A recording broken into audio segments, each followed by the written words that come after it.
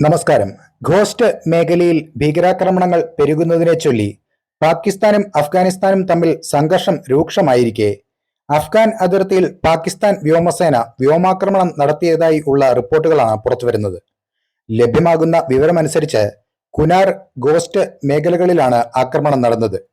തെഹ്രീക്കെ താലിബാൻ പാകിസ്ഥാൻ നേതാക്കൾ തങ്ങളുടെ പ്രവർത്തനങ്ങൾ നടത്തുന്നതായി ആരോപിക്കപ്പെടുന്ന പ്രദേശങ്ങളിലായിരുന്നു ആക്രമണം.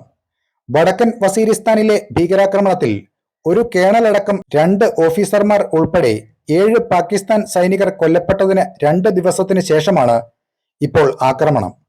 പാകിസ്ഥാനിൽ ഭീകരാക്രമണം നടത്താൻ TTP ഭീകരവാദികൾ അഫ്ഗാനിസ്ഥാൻ മണ്ണ് ഉപയോഗിക്കുന്നുണ്ടെന്ന് പാകിസ്ഥാൻ പ്രതിരോധ മന്ത്രി ഖ്വാജ ആസിഫ് ഞായറാഴ്ച അവകാശപ്പെട്ടിരുന്നു. നമുക്കെതിരായ ഭീകരവാദമാണ് കൂടുതൽ നടക്കുന്നത്. അഫ്ഗാനിസ്ഥാനിൽ നിന്ന് ആക്രമണം നടത്തിയെന്നും പ്രതിരോധ മന്ത്രി മാധ്യമങ്ങളോട് സംസാരിക്കവേ പറഞ്ഞു. ആക്രമണം റിപ്പോർട്ട് ചെയ്യപ്പെട്ടതിന് തൊട്ടു പിന്നാലെ സ്ഥിതിഗതികൾ വിലയിരുത്തുകയാണെന്ന് അഫ്ഗാനിസ്ഥാനിലെ താലിബാൻ സ്ഥാപിച്ച ഭരണകൂട വക്താവ് സബിഹുള്ള മുജാഹിദ് പറഞ്ഞു. ഞങ്ങൾ ഇപ്പോഴും സ്ഥിതിഗതികൾ വിലയിരുത്തുകയാണ്.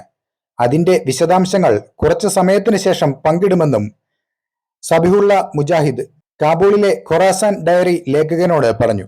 ഗോസ്റ്റ്, പക്തൂൺഖ, കുനാർ പ്രവിശ്യകൾ പാകിസ്ഥാന്റെ വടക്കൻ, തെക്കൻ വസീറിസ്ഥാൻ ഗോത്ര ജില്ലകളുമായി അതിർത്തി പങ്കിടുന്നതാണ്.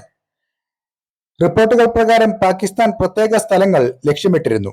അതായത് പക്തൂൺഖ പ്രവിശ്യയിലെ ലാമൻ, ഗോസ്റ്റ് പ്രവിശ്യയിലെ പാസമല്ല എന്നിവിടങ്ങൾ.